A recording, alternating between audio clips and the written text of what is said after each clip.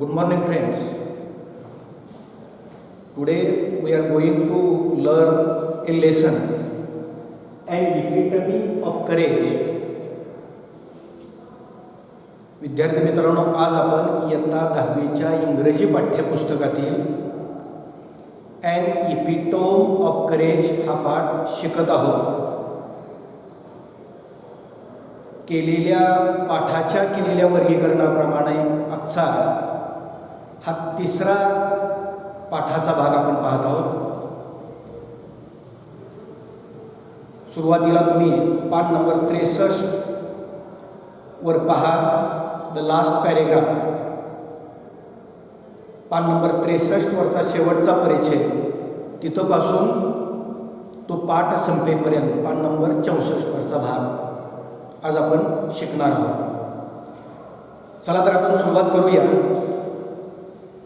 An epitome of courage. First I will read the first paragraph. Though confined to a wheelchair with no control over his body save a finger and with a computer to help him express his thoughts, Dr. Hawking is an authority on profound subjects of science. Numerous honorary doctorates and awards have been bestowed on him. He is a fellow of the Royal Society and a member of the US National Academy of Sciences. विद्यार्थी मित्रांनो, या पहिल्या परिच्छेदाचा आपण या ठिकाणी मराठी अनुवाद पाहूया, त्याचे एक्सप्लेनेशन पाहूया. दो कन्फाइंड टू ए व्हीलचेअर, जरी ते या ठिकाणी चाकावरील खुर्चीला, व्हीलचेअर म्हणजे चाकाची खुर्ची, चाकावरील खुर्चीला जरी ते जखडले गेले असले, कशामुळं? With no control over his body, की शरीरावरचं नियंत्रण गेल्याने चाकावरच्या खुर्चीला जरी त्यांना जखडून राहावं लागलं असलं तरी save a finger and with a computer to help him express his thoughts, आणि एका बोटाच्या मदतीने संगणकावर ते आपले विचार व्यक्त करेल, आपले विचार त्या संगणकावर बोटाच्या मदतीने मांडत. Doctor Hawking is an authority on profound subjects of science. Doctor Hawking हे विज्ञानातील गहन विषयामध्ये एक अधिकारी व्यक्ती आहे. Numerous honorary doctorates and awards have been bestowed on him. Bestowed, here is difficult word. Bestowed on, granted as an honour, ज्याला आपण म्हणतो मराठीतून की आदरार्थ बहाल करणे. आणि म्हणून त्यांना अनेक मानद डॉक्टरेट पदव्या, न्यूमरस म्हणजे असंख्य, numerous honorary doctorates and awards have been bestowed on him. त्यांना अनेक मानद डॉक्टरेट पदव्या आणि पुरस्कार आदरार्थ बहाल करण्यात आले आहेत. He is a fellow of the royal society. ते रॉयल सोसायटीचे फेलो आहेत. And A member of the US national academy of sciences. Member म्हणजे सदस्य, आणि ते US national academy of sciences या संस्थेचे ते सदस्यही आहेत. In spite of being considered Einstein's equal in intelligence, Dr. Hawking is a very humble man, a simple, down-to-earth man. He has authored many books dealing with his awesome ideas, keeping a layman in mind. His writing is full of wit and humor. His style is so lucid that non-scientists can also understand him. His book, A Brief History of Time, is one of the best-selling books of our times. In spite of being considered Einstein's equal in intelligence, म्हणजे बुद्धिमत्तेच्या बाबतीत doctor Hawking यांना आइन्स्टाईनच्या बरोबरीचे तुलनेचे जरी मानले जात असले, doctor Hawking is a very humble man. Humble म्हणजे विनम्र, विनयशील. डॉक्टर हॉकिंग हे अत्यंत विनम्र, विनयशील व्यक्ती आहे. A simple, down to earth man. He has authored many books. A simple, down to earth man. साध्या व विनम्र, साध्या व विनयशील. He has authored many books. त्यांनी असंख्य पुस्तकं लिहिली. ही हॅज ऑथर्ड म्हणजे लिहिली, many books dealing with his awesome ideas. आणि ही पुस्तकं लिहिताना आपल्या असंख्य कल्पना त्या पुस्तकामध्ये त्यांनी मांडल्या. Keeping A layman in mind. आणि ही पुस्तकं लिहिताना त्यांनी आपल्या नजरेसमोर सामान्य माणूस ठेवलेला होता. सामान्य माणसाला समजेल, सामान्य माणसाला माहिती होईल अशा दृष्टीनं त्यांनी असंख्य पुस्तकं आपल्या कल्पना मांडण्यासाठी लिहिली. His writing is full of wit and humour. आणि त्यांचे his writing is full of wit and humour. त्यांचं जे लिखाण आहे ते विनोदी आणि मार्मिक असतं. His style is so lucid. Lucid म्हणजे स्पष्ट, सुबोध किंवा सोपी. His style is so lucid. त्यांची लेखनशैली एवढी सोपी आहे, एवढी सुबोध आहे, that non scientist can also understand हिम.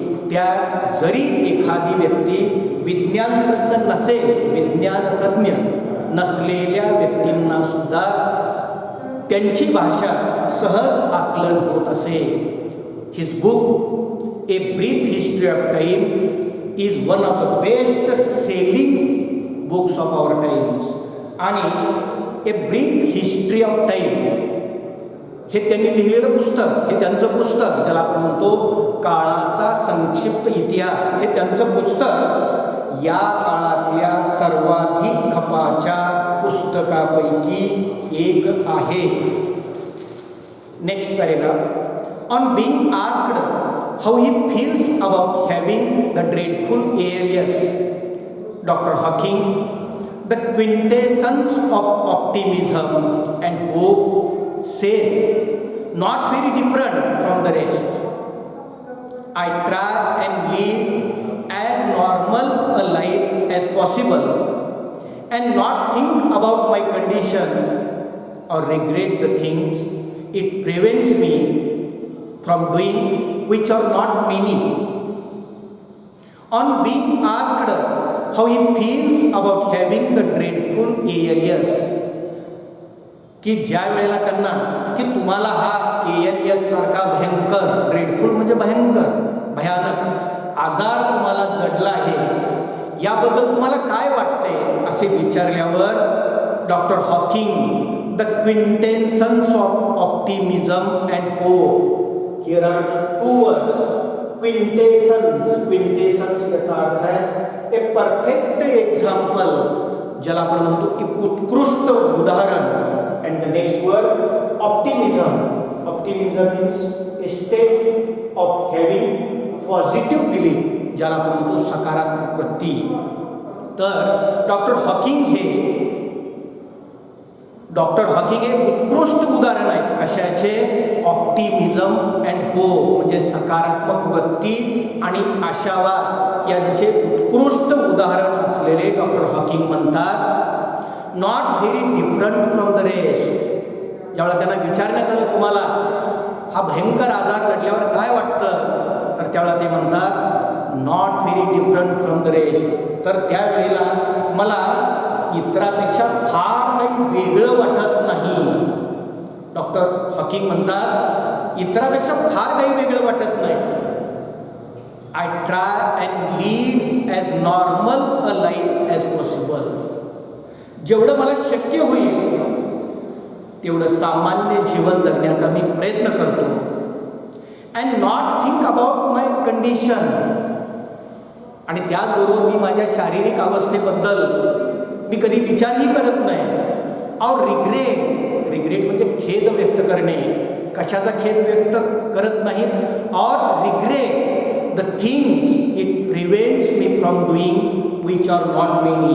आणि त्याच पद्धतीनं मला ज्या काही थोड्याफार गोष्टी करता येत नाहीत इतरासारख्या, त्या गोष्टीचा मी कधी खेदही करत नाही. Doctor Hawking firmly believes that in the next millennium, science will discover the core secrets of the universe, its origin, its history, and maybe even predict its ultimate demise. Dr. Hawking firmly believes that. Doctor Hawking यांना ठाम विश्वास वाटतो. Doctor Hawking यांचं ठाम असं मत आहे काय, that in the next millennium म्हणजे येणाऱ्या सहस्त्रकाळ, येणाऱ्या हजारेक वर्षात, science will discover the core secrets of the universe. म्हणजे विज्ञानाला किंवा विज्ञान येणाऱ्या हजारेक वर्षात will discover the core secrets of the universe. म्हणजे या विश्वाची मूळ रहस्य, सिक्रेट म्हणजे रहस्य, या विश्वाची मूळ रहस्य विज्ञान उलगडेल किंवा विज्ञानाला उलगडता येतील. इट्स ओरिजिन, इट्स हिस्ट्री, त्याचबरोबर त्याचा उगम, त्याचा प्रारंभ, त्याची उत्पत्ती, इट्स हिस्ट्री, त्याचा इतिहास, and may be even predict it's ultimate demise. Predict म्हणजे भाकीत करणे, आणि त्याचबरोबर कदाचित विश्वाचा अंतिम विनाश किंवा ऱ्हास कधी होईल याचे भाकीत सुद्धा विज्ञानाला करता येईल. याबद्दल डॉक्टर हॉकिंग यांना ठाम विश्वास आहे. Like doctor Hawking, there are many people who display exemplary courage in their lives. Let us salute all those brave people who, in spite of being disabled, strive to do their best. Like Dr. Hawking, there are many people who display exemplary courage in their lives. म्हणजे doctor Hawking यांच्याप्रमाणे या जगामध्ये असे असंख्य लोक आहेत की जे त्यांच्या आयुष्यामध्ये अनुकरणीय आदर्श अशा पद्धतीचं धैर्य दाखवतात, धैर्य प्रदर्शित करतात. Let us salute all those brave people. अशा सर्व धैर्यवान, हिम्मतवान लोकांना, माणसांना आपण वंदन करूया, आपण नमन करूया. हू in spite of being disabled strive to do their best. in spite of याचा अर्थ की जे लोक असे असूनही of being disabled म्हणजे ज्यांनी आपल्या अपंगत्वावर मात करीत, आपल्या अपंगत्वावर मात करीत strive to do their best, आपल्या अपंगत्वावर मात करीत अलौकिक कार्य करणाऱ्या अशा थोर किंवा अशा धैर्यवान व्यक्तींना शतशः प्रणाम, त्यांना वंदन. विद्यार्थी मित्रांनो, या ठिकाणी आपण ॲन इपिटोम ऑफ करेज या पाठाचा तिसरा भाग या ठिकाणी आपण संपवलेला आहे. चला तर आपण याच्यावर एक दोन ॲक्टिव्हिटी आपण पाहूया. The first activity is related to vocabulary that will be asked in our paragraph for A3. म्हणजे A3 या ॲक्टिव्हिटी खाली आपल्याला हा प्रश्न विचारला जाऊ शकतो. A3 write adjectives, write adjectives for the following, for the following nouns from the passage. म्हणजे या ठिकाणी जी नामं दिली त्या नामासाठी या परिच्छेदात वापरलेली विशेषण आपल्याला शोधायची. पहिलं नाम आहे ideas, number second style, the third is courage, and the fourth is secrets.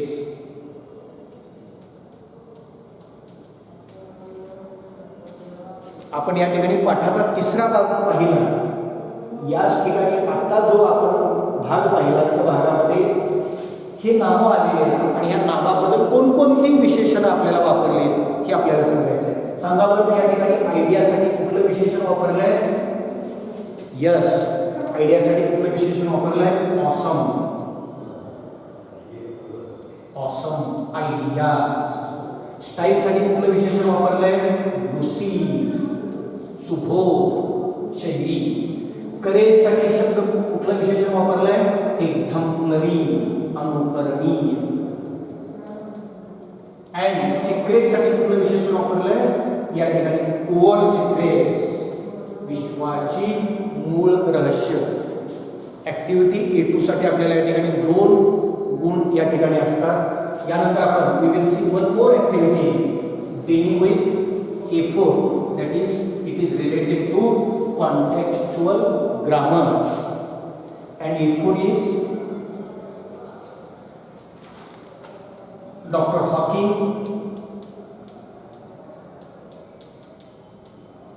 Dr. Hawking is a very humble man.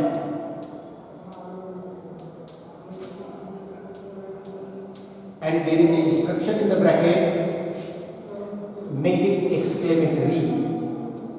Make it exclamatory. Exclamatory म्हणजे दिलेलं वाक्य विधानार्थी आहे. या वाक्याचं आपल्याला उद्गारार्थी वाक्य बनवायचं आहे. आणि उद्गारार्थी वाक्य बनवताना या ठिकाणी आपल्याकडे 2 शब्दांना आपण वाक्याची सुरुवात करतो, हाऊ आणि फॉर. त्याचबरोबर वाक्यामध्ये या ठिकाणी फेरी हा जो शब्द आहे तो आपण ड्रॉप करतो. पण आता इथे प्रश्न असा आहे की या दिलेल्या वाक्याची सुरुवात हाऊन होईल का फॉटनं होईल? तर या वाक्याची सुरुवात फॉटनं होईल. का तर या वाक्यामध्ये ए हे उपपद वापरलेलं आहे, म्हणून fought A humble man. Fought A humble man doctor Hawking is. Fought A humble man doctor Hawking is. Don't forget to give the exclamatory mark at the end of the sentence. हे या वाक्याची सुरुवात बघा. Fought a humble man doctor Hawking is. या ठिकाणी आपण काय drop केलेलं आहे? फेरी. फेरीच्या अर्थ काय वापरलंय? फॉट. आणि त्यानंतर आपण काय वापरले? हे उपपद, त्यानंतर विशेषण, त्यानंतर नाउन आणि त्यानंतर वाक्याचा कर्ता आणि क्रियापद वाक्याच्या शेवटी. त्यानंतर या ठिकाणी उद्गार चिन्ह दिलेले आहे. अशा प्रकारे या ठिकाणी आपण ही A4 ॲक्टिव्हिटी पाहिलेली आहे. विद्यार्थी मित्रांनो, या ठिकाणी आपण हा पाठ संपवतो आहोत. परंतु तत्पूर्वी जाताना या ठिकाणी एक या ठिकाणी मार्जिन क्वेश्चन या ठिकाणी आहे, पान नंबर 64 वर. तो तेवढा पाहूया. What does the writer say about the books authored by doctor Hawking? The answer is the writer says about Dr. Hawking's books that he wrote many books dealing with his ideas, with his awesome ideas, keeping a common man in mind. His writing is full of wit and humor. His style is so lucid that non-scientists can also understand his writing. His book, A Brief History of Time, is one of the best-selling books of our time. This is the answer of the margin question on page number 64. विद्यार्थी मित्रांनो, या ठिकाणी आपण an epitome of courage हा पाठ संपवलेला आहे.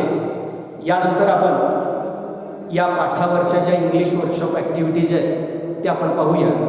हा पाठ किंवा या पाठाचं एक्सप्लेनेशन आपल्याला समजलं असेल अशी अपेक्षा व्यक्त करतो आणि यानंतर आपण इंग्लिश वर्कशॉप ॲक्टिव्हिटी पुढील व्हिडिओमध्ये पाहूया. धन्यवाद.